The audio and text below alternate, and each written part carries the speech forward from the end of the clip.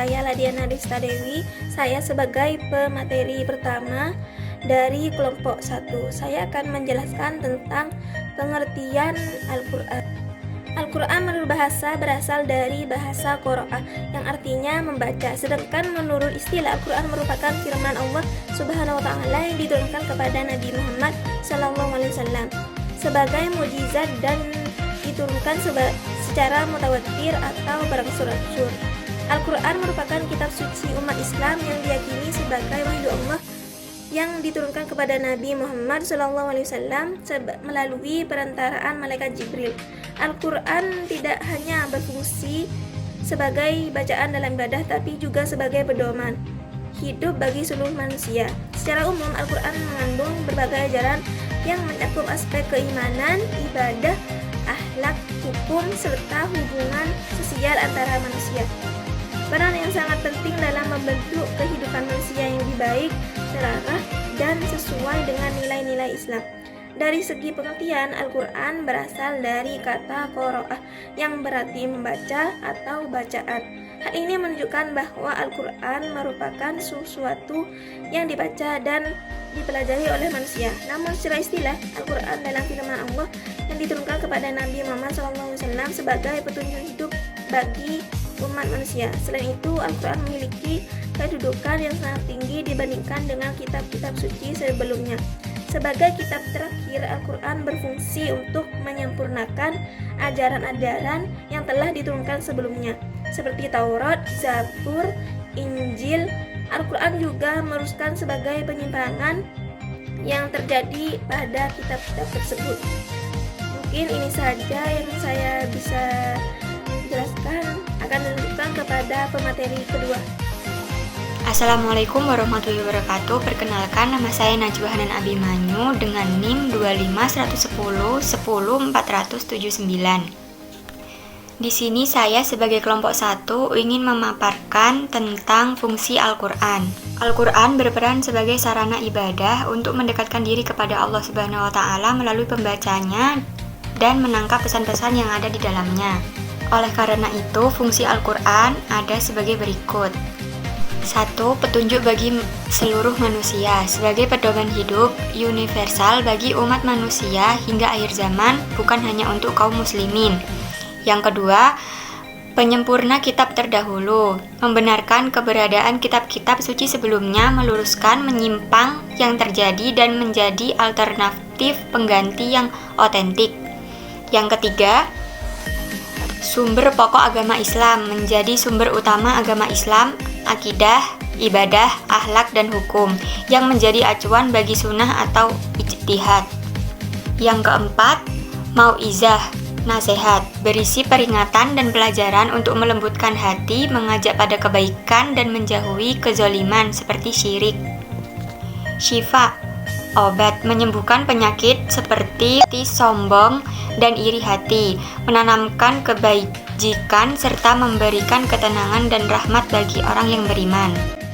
Assalamualaikum warahmatullahi wabarakatuh. Nama saya Muhammad Haidar Abdulsa di PKMI kelas 23 NIM 252 1010 425. Sekarang saya menjelaskan tentang poin ketiga, yaitu karakteristik Al-Quran. Nah, kalau kita bicara tentang karakteristik Al-Quran itu sebenarnya membahas apa yang membuat Al-Quran itu beda dan unik dari kitab-kitab yang lain maupun kitab-kitab yang sebelumnya. Al-Quran merupakan kitab suci yang menempati posisi yang sangat penting dalam agama Islam sebagai sumber ajaran, pedoman moral, sampai rujukan hukum. Dalam kajian Islam, karakter ini dikenal sebagai Qais Al-Quran.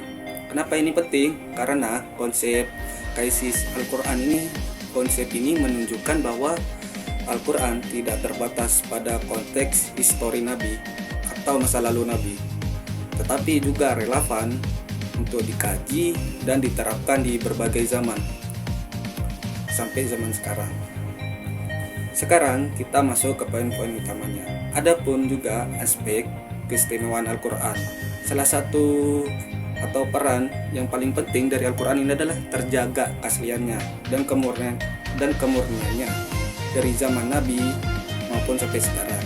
Jika dibandingkan dengan kitab-kitab sebelumnya seperti Taurat, Injil, Zabur, terlihat ada perbedaan yang cukup mencolok dalam sejarahnya. Kitab-kitab tersebut mengalami berbagai perubahan baik dalam bentuk penambahan teks, pengurangan teks maupun penulisan ulang teks. Sehingga keaslian kitab-kitab tersebut tidak dapat sepenuhnya dipertahankan maupun terjaga. Sebaliknya, Al-Quran tetap menjaga dalam bentuk yang sama seperti saat pertama kali diturunkan kepada Nabi Muhammad SAW. Hal ini menunjukkan keadaannya kesinambungan teks yang autentik yang sejak pertama kali wahyu diturunkan langsung dalam Al-Quran. Sebaliknya, Al-Quran tetap terjaga dalam yang sama saat pertama kali diturunkan kepada Nabi Muhammad SAW. Hal ini menunjukkan adanya kesinambungan teks yang otentik sejak pertama kali diwahyukan hingga sekarang. Dan juga jaminan atas keasliannya itu ditegaskan secara langsung dalam Al-Quran dalam surah Al-Hijr ayat 9 yang artinya sesungguhnya Al-Quran sebagaimana tercantum, sesungguhnya kamilah yang menurunkan Al-Quran dan sesungguhnya kami benar-benar memeliharanya. Dan itulah salah satu karakter yang paling penting dalam Al-Quran. Selanjutnya, karakter tidak kalah penting Al-Quran adalah kemudahan untuk dipelajari dan dihafal oleh berbagai kalangan. Hal ini tidak hanya bersifat normatif dalam ajaran Islam, tapi juga dapat dibuktikan secara nyata dalam kehidupan sehari-hari umat muslim di berbagai wilayah, termasuk di lingkungan pedesaan. Banyak kan ditentukan individu dari berbagai usia, anak-anak maupun dewasa yang menghafalkan Al-Quran sebagian maupun keseluruhan. Fenomena ini menunjukkan bahwa Al-Quran memiliki karakteristik khusus yang mendukung kemudahan dalam proses penguasaan, terutama dalam penghafalan. Mengapa Al-Quran mudah dipelajari? Karena pertama,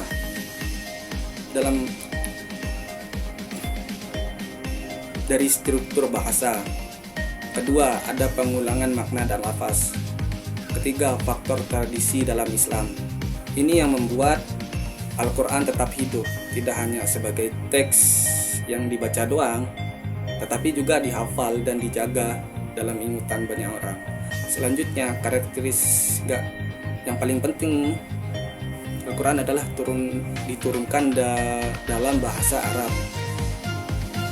Dari sudut pandang kebahasaan, bahasa Arab memiliki keunggulan dalam menyampaikan makna secara tepat dan mendalam. Yang pertama itu kekayaan kosakatanya dalam menyampaikan makna secara tepat dan mendalam. Yang kedua, dari segi pelafalan, bahasa Arab memiliki sistem pengucapan huruf yang jelas dan struktur. Ketiga, tata bahasanya yang presisi. Ini memiliki sistem nahwu dan sorof yang sistematis. Dalam bahasa Arab, perubahan kecil aja pada kata bisa langsung mengubah makna artinya, seperti kata kursiun, mengubah satu aja lafalnya itu bisa salah diartikan. Jadi itulah mengapa Al-Quran menggunakan bahasa Arab. Selanjutnya, keunikan Al-Quran yang lain adalah metode penyampaiannya yang mampu menggabungkan penjelasan umum dan rinci secara bersamaan. Pada konteks tertentu atau kondisi tertentu, dijelaskan lepas perpaduan antara penjelasan umum dan rinci ini tersusun secara sistematis dalam satu rangkaian ayat, sehingga tetap mudah dipahami tanpa terkesan berbelit-belit. Supaya lebih mudah dipahami, kita langsung kasih ke contoh konkretnya ya. Al-Quran kan sering menyampaikan perintah secara umum dulu, seperti dirikanlah sholat. Di sini tidak langsung dijelaskan detailnya gerakan atau jumlah rakaat, tapi kemudian rincian prakteknya dijelaskan melalui hadis Nabi, seperti tata caranya sholat, seperti rakaatnya sholat. berbeda dengan dalam kondisi tertentu juga berbeda dengan sholat. Dalam hal tertentu Al-Quran justru sangat terperinci. Misalnya dalam pembagian warisan di Quran surat An-Nisa dijelaskan kan secara spesifik bagian anak, orang tua, suami, istri, dan lain-lain. Ini menunjukkan bahwa ketika hal rawan Al-Quran memberikan detail yang sangat jelas agar tidak terjadi perbedaan tafsir di dalam Al-Quran. Di sini Al-Quran memberi prinsip universal yang bisa diterapkan di berbagai situasi. Jadi intinya terperinci ini dimaksudkan bukan berarti semuanya dijelaskan panjang lebar, tapi penempatan detailnya yang tepat sesuai kebutuhan. Inilah membuat Al-Quran tetap relevan.